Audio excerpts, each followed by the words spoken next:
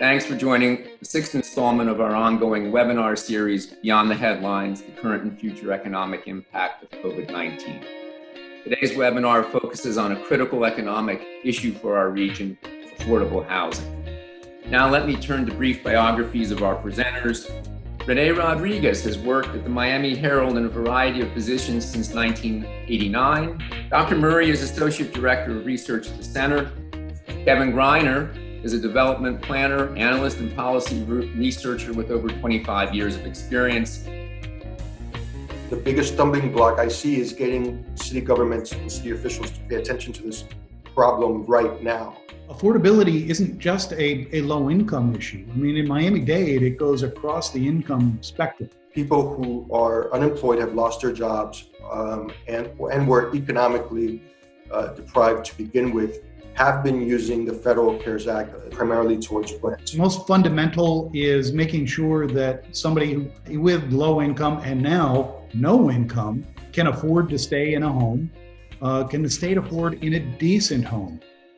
We know that the numbers show female-headed households with children are one of the most vulnerable households being impacted by the job loss. But people are not neglecting their rent.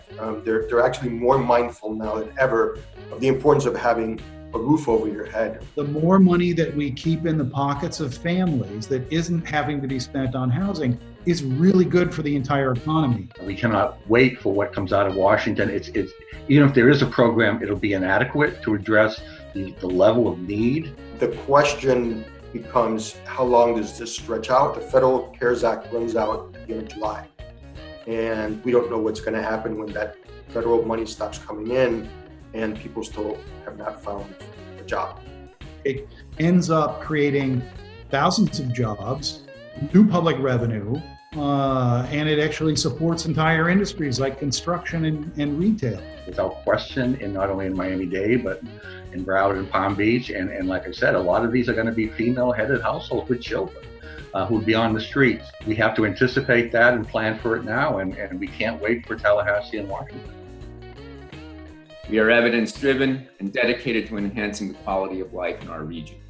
I hope you continue to follow our work on social media to see the depth and breadth of our community engagement.